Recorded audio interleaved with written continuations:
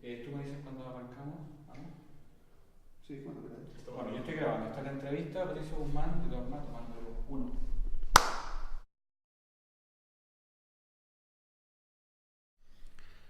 Yo creo que el documental es un género más frágil que la ficción.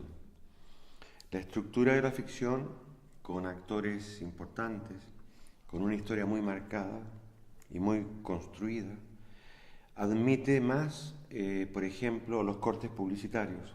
Tú puedes cortar una película en 3 trozos, la gente retoma el hilo. En cambio, un documental, por bueno que sea, si lo cortas en 5 pedazos, la estructura se pierde, se diluye, porque trabajamos con maestros, con vecinos, con pintores, con poetas, con gente de la calle, que tiene carisma, pero no lo puedes comparar a un gran actor de Hollywood o un gran actor español. Entonces es normal que este cine hecho con gente de la realidad, en la realidad, tenga una salida más restringida. Un documental requiere un marco adecuado para ser apreciado. Si tú tienes un canal cultural en que se presenta el documental y no se le corta en trocitos, la gente lo disfruta mejor que en un canal súper comercial. Yo creo que el documental no es un producto mercantil, es un producto muy humano que requiere una sala de exposiciones para ser visto con buena disposición. Y esto ha hecho que con el tiempo el documental se distribuye mal.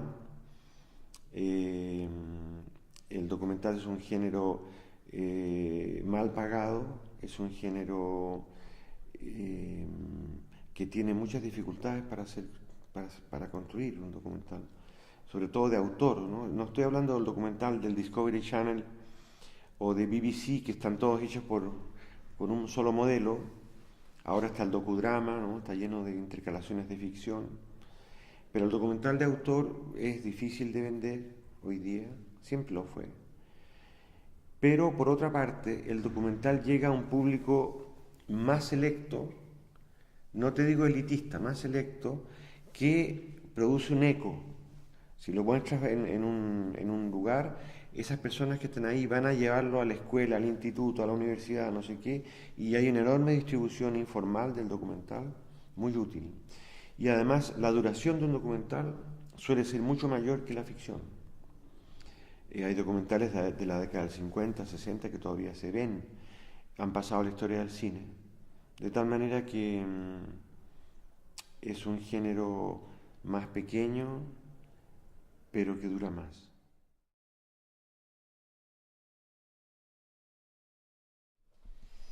Yo creo que la ficción y el documental, si tienen un objetivo claro, se acercan a la verdad igual, como también una obra de teatro, ¿no?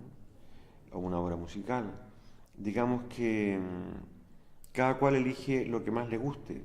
Hay cineastas apasionados por el documental y otros que les gusta la ficción. Eh, y hay documentales que parecen ficción y hay ficción que toman recursos del documental. Hay una fusión de géneros hoy día, pero el documental es aquel que cuenta una historia de la realidad con los mismos materiales de la realidad. A mí no me gusta la frontera difuminada, yo creo que son dos cosas bastante diferentes, como es diferente al reportaje y al documental de autor, por ejemplo. Son dos cosas distintas.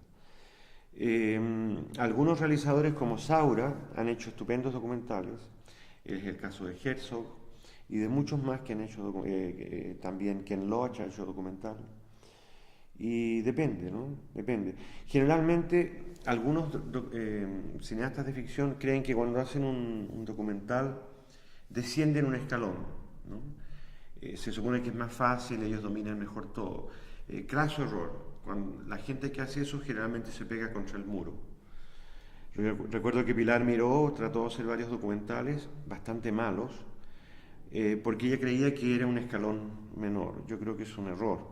El documental tiene técnicas muy complejas de aprender y por lo tanto hay que tenerle respeto. Hacer una película de ficción de 90 minutos cuesta mucho menos que hacer un documental de 90 minutos.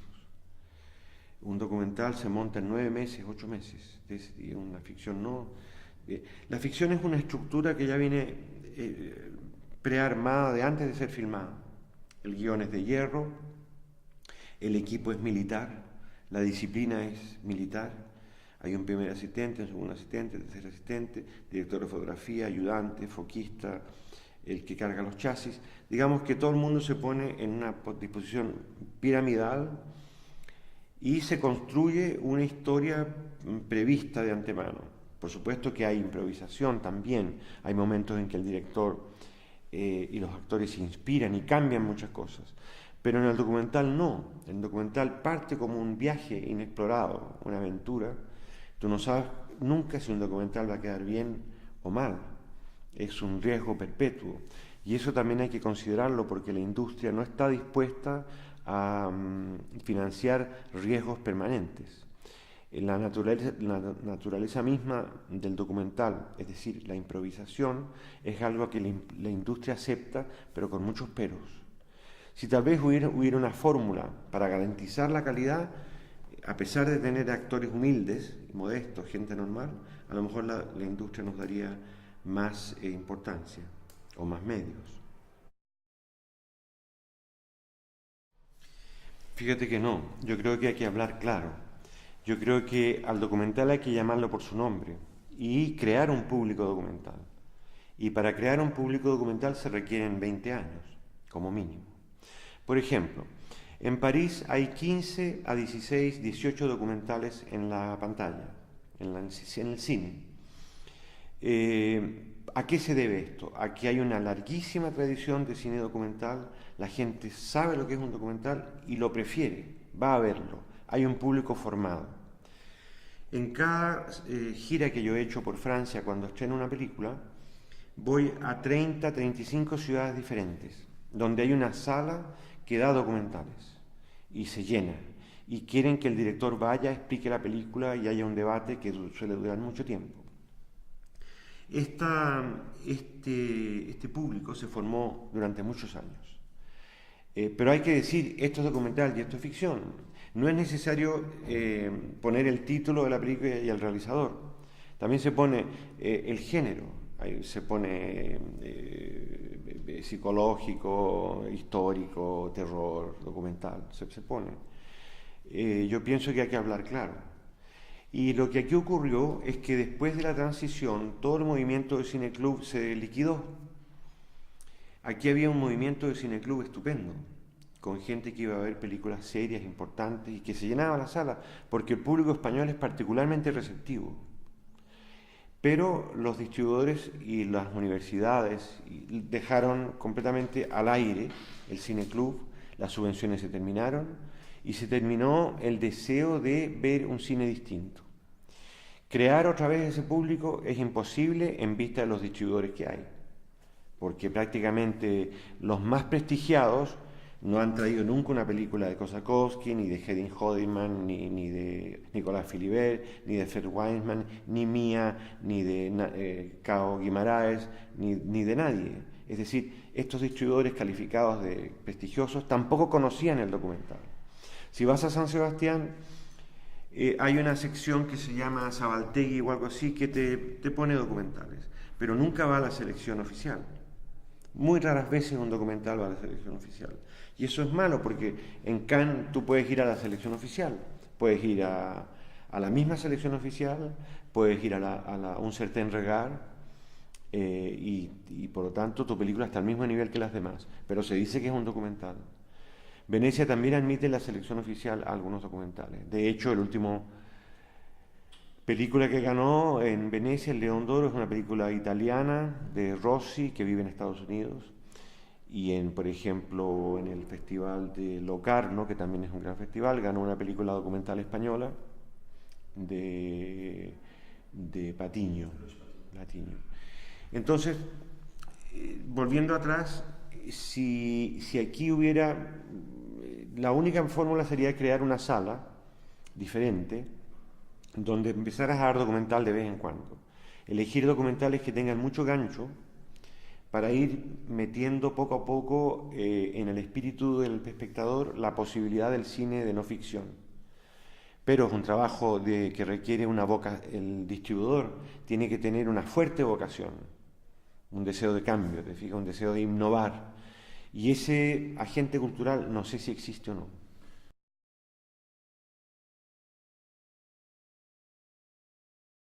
Si me hubiera quedado en España, hubiera hecho cine de ficción. No tengo idea si hubiera sido malo o bueno. Al salir de la escuela ya me habían ofrecido un proyecto de ficción. Íbamos a hacer Las leyendas de Becker. ¿Te acuerdas que en aquellos años se usaban las películas de sketch? Como los italianos que la inventaron. Entonces había 3 realizadores de la escuela, creo que era Antonio Drobe uno, yo y no me acuerdo el tercero, que íbamos a hacer 3 cuentos de Becker y teníamos ya un productor. Y la cosa se ponía en marcha y en eso sale Allende en Chile y yo decido hacer las maletas y volver. Y en Chile era fácil, porque era tan espectacular lo que pasaba en la calle que lo que había que hacer era guardar los guiones que tenías y salir a la calle a filmar. No te quiero decir que tú salgas a la calle también sin ningún plan en la cabeza, bueno, o escrito, pero el proceso era colectivo, entusiasta, participativo y había que estar afuera, había que estar en las fábricas, en la calle misma, en los cordones industriales, en fin, había que moverse por Santiago y ver esa especie como de gran ilusión que puso en marcha el pueblo entero. Entonces, desde que yo llegué hasta que salí, filmé 4 largometrajes documentales, sin parar. Estuve filmando, digamos que vivía para filmar, era una cosa poco frecuente. Todo el día con una cámara en la calle.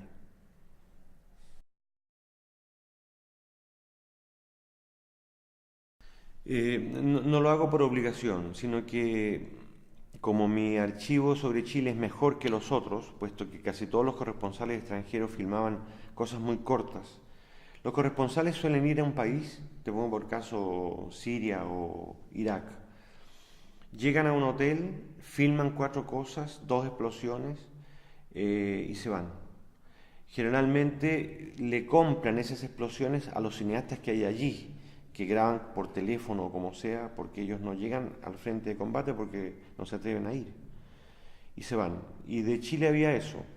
El Quilapayún cantando un trocito de una canción, Allende saludando con un pañuelo, el edificio de la Moneda, un desfile que pasaba y punto. Cuando busqué materiales en la INA, que es el Instituto Nacional del Audiovisual en París, que tiene un archivo muy grande, encontré planos interesantes, hay planos interesantes, pero la mayoría son tan breves que no te dan para construir una secuencia, no tienen extensión, no tienen peso. Entonces, finalmente, no me quedaba más remedio que recurrir a mis planos que eran mejores.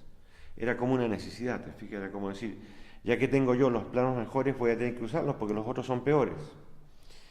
Y por eso he caído en ese abuso que tú mencionas, que por otra parte es relativo, ¿no? Porque cada película es diferente y cada película va por otro camino. Así es que, bueno, la realidad misma me llevó por ahí. Pero no hay una intención de dar una nueva lectura a esas imágenes con el nuevo montaje. Sí, pero tienes razón, tu observación es muy interesante, pero yo no lo hago conscientemente, no lo hago conscientemente. Es una cosa que porque primero concibo la idea general y luego digo, bueno, ¿qué pongo aquí, qué pongo acá? Y ahí surgen los problemas del archivo.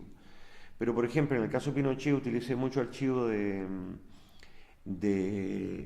la Alta Corte Británica de Justicia, que tiene un archivo de todos los juicios que se han celebrado después de la guerra. Y allí estaban todos los jueces que dictaminaron contra Pinochet y lo acusaron de genocidio, terrorismo y tortura. Eso lo obtuve de ellos, un material, la gente con peluca. Había otro tipo de materiales muy interesantes.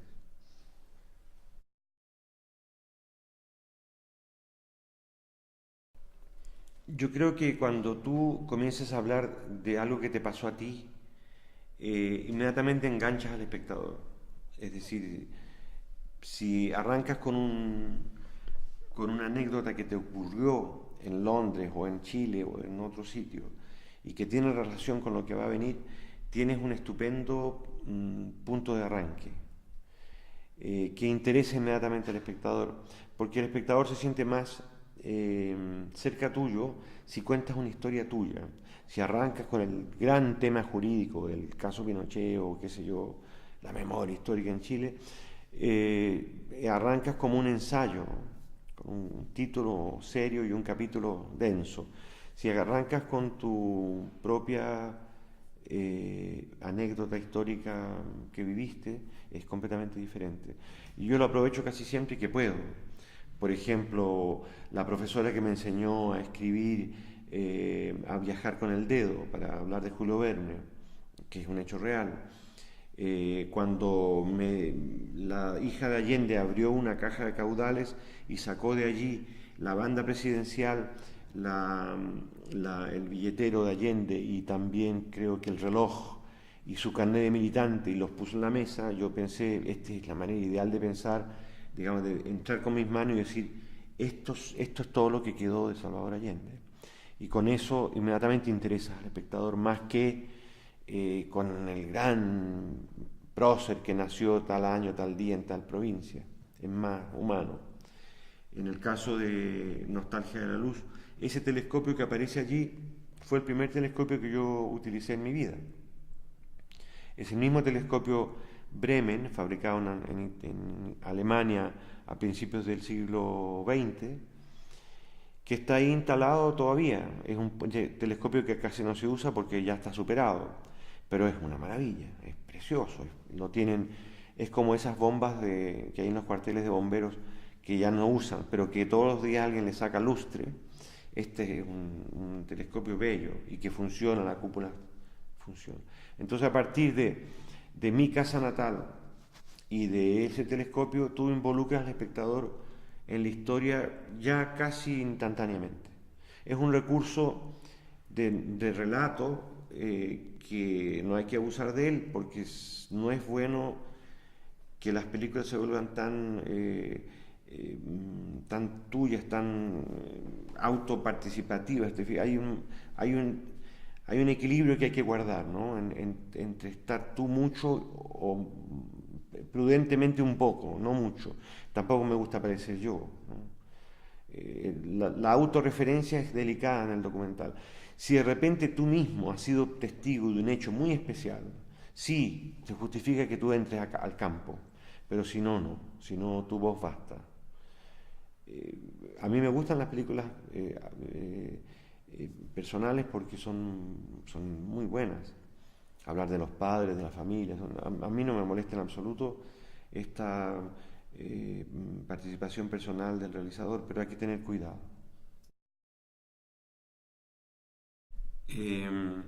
Bueno, como tú sabes, y todo el mundo sabe, el documental es completamente subjetivo, ¿no? O sea, el documental no es una fotocopia de la realidad, nosotros observamos la realidad, pasa a través de nuestra mirada y sale la película por acá, que es nuestra interpretación personal de lo que hemos visto. Digamos que la mirada da forma a lo que uno mira, ya del solo hecho de mirar. De modo que ninguno de mis películas es objetiva. Lo que pasa es que yo trato de dar la palabra al adversario también, para que haya dialéctica, para que haya lucha de contrarios, para que haya contrapunto. Si la batalla de Chile yo la hubiera hecho exclusivamente con la gente de izquierda, hubiera desaparecido del mapa hace tiempo.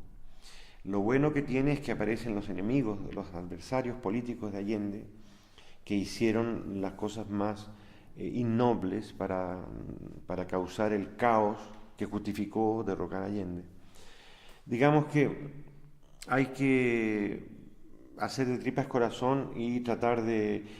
entrevisté a algunos amigos de Pinochet en Londres, que eran gente simpática, pero con lo cual yo no tenía ninguna afinidad y no... Me parecía incomprensible esa gente, ¿no? Amigos de Margaret Thatcher, grandes empresarios, gente de mucho dinero, que ayudó a Pinochet a comprar armas en Londres con gran rapidez.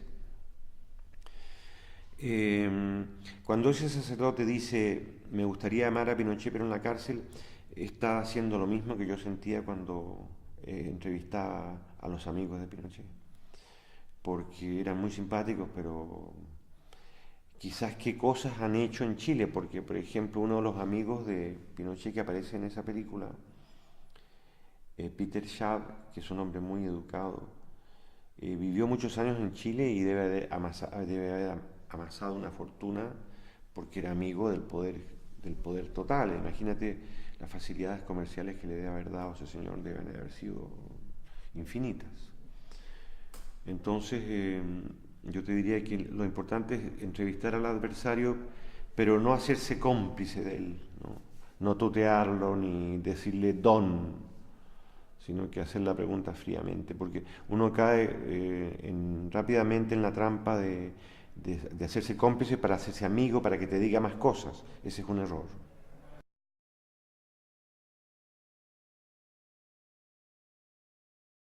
Sí, es un deseo de información y de rigor. Digamos que transmitir cómo fueron las cosas.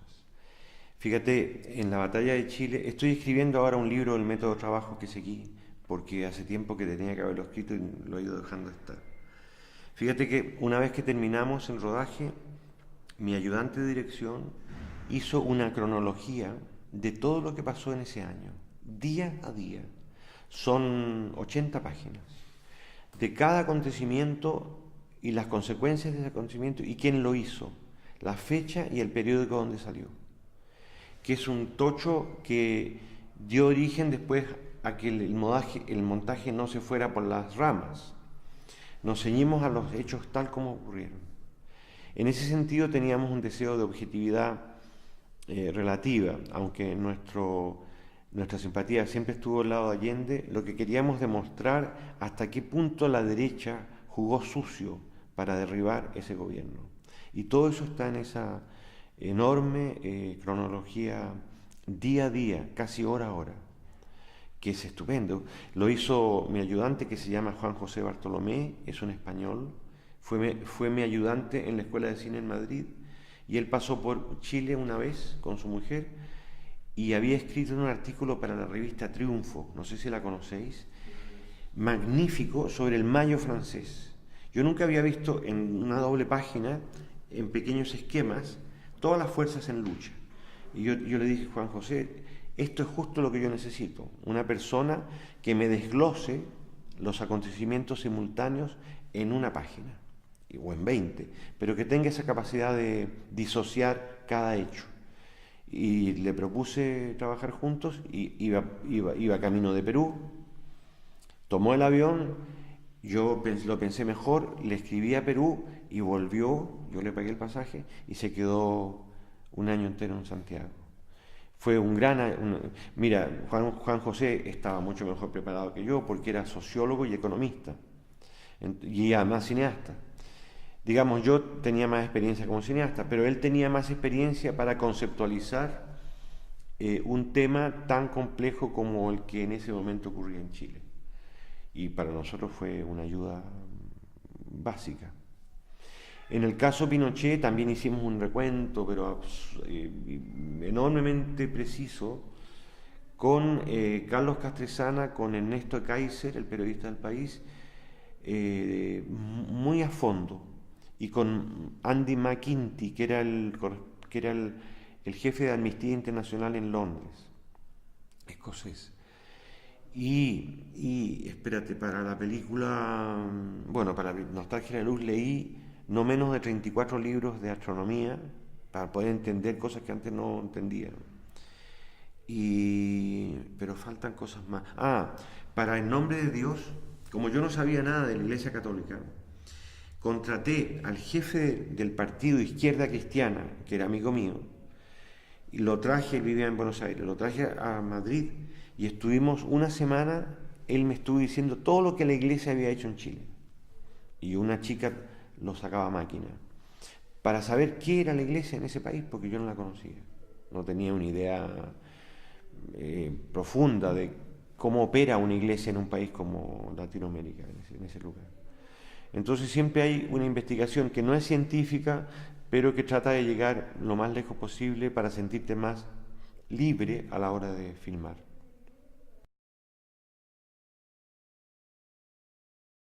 Son pistas que tú vas recogiendo. Es muy común en la localización que tú vas de un hilo te lleva a otro, y a otro, y a otro, y a otro. Y a veces son tantos los que encuentras material para otra película. Es increíble, es una cadena sin fin. Sobre todo en un país donde se ha trabajado tan poco el tema, que es lo mismo que un campo arqueológico.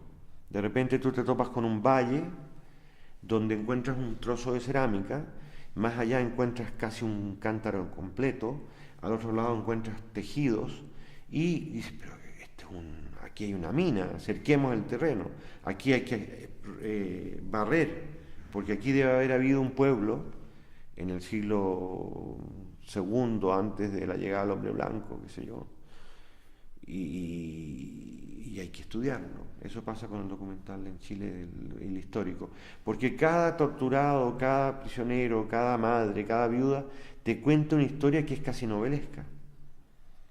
Gente que salió al exilio y que no se halló bien, y entonces volvió y cayeron de nuevo en la cárcel y volvieron a salir al mismo país donde tampoco a otro país donde tampoco se sintieron bien, y volvieron a Chile en democracia y tampoco encontraron el país que querían encontrar y volvieron a salir. Hay una mujer, una amiga que salió 4 veces y volvió 4 veces. Eso ya es una película. ¿Cómo es posible tal desarraigo y cómo es posible haber cedido a ese impulso? Porque si tú ya vas 2 veces te das cuenta de que el país que dejaste ya no es el mismo, tienes que acostumbrarte. Pero no, insistía en encontrar uno y no encontró ninguno. Y así vas, vez tras vez, encontrando historias muy interesantes. Yo creo que sí, que cuando tú te metes en una familia, en un grupo humano, y haces preguntas, de alguna manera provocas en esa familia una reacción que te lleva a otros personajes y a otras situaciones. Digamos que eres un suave provocador, porque a mí no me gusta presionar mucho a la gente. Te pongo un ejemplo concreto. Entrevistando al médico de memoria obstinada, que se llama Álvaro Undurraga, que es un hombre de barba, tiene un aspecto un poco oriental, parece un árabe, ¿no? o un israelita, y habla muy despacio, muy ponderado, parece un catedrático, apenas se le oye, en fin. Bueno, él fue al Estadio Nacional a ayudar, simplemente porque era un hombre buena persona. Y ahí yo me lo encontré. Y salvó a mucha gente, curó a mucha gente, etc. Y detrás de él estaban sus 4 hijas y su mujer. Y cuando terminó la entrevista, una de las chicas, que era la que tenía más personalidad, le dijo: papá, ¿cómo es posible que en 25 años tú no nos hayas contado una palabra de esto que hiciste? Que quizás sea lo más importante que has hecho en tu vida profesional. Y las 4 le siguieron, es decir, pusieron al padre en aprietos porque él había sido demasiado discreto, que es una de las características chilenas más intensas. La gente dice: no pasa nada. ¿Pero cómo que no pasa nada? ¿No estuviste preso 2 días en un cuartel? Sí, pero a mí no me hicieron nada. Pero cuando estuviste esos 2 días, tu familia creíste que estaba muerto, tu señora pensó que estabas muerto. Sí, en realidad pensó que estabas muerto y mis hijas lloraron mucho, pero no pasó nada, solo fueron 2 días. Esa actitud de no autorizarse a ser lo que son es fatal en Chile. Es un país demasiado discreto, demasiado prudente, que no valora el rol que jugó frente a los militares.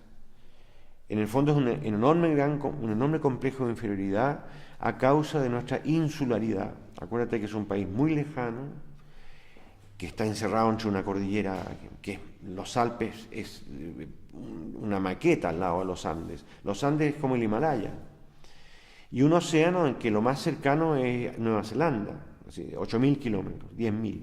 Entonces es un país que ha vivido en una insularidad que le ha hecho guardar todos los secretos, ¿no?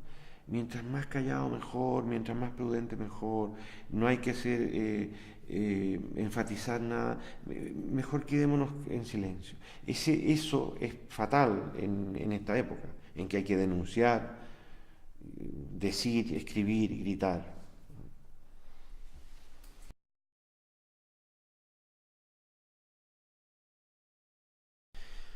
Yo creo que en vista que la distribución documental es un defecto casi perpetuo del género, no tenemos un blockbuster que distribuya nuestras películas en todo el mundo, en vista de la desconexión enorme que hay entre Francia, España, Suiza, México, la producción la desconocemos, es fundamental la creación de asociaciones de documentalistas, que no solamente sean clubes de reunión y de intercambio estético, que también es interesante, sino que divulguen el documental, que traigan a los realizadores y que creen un movimiento de interconexión creativa, artística, documental.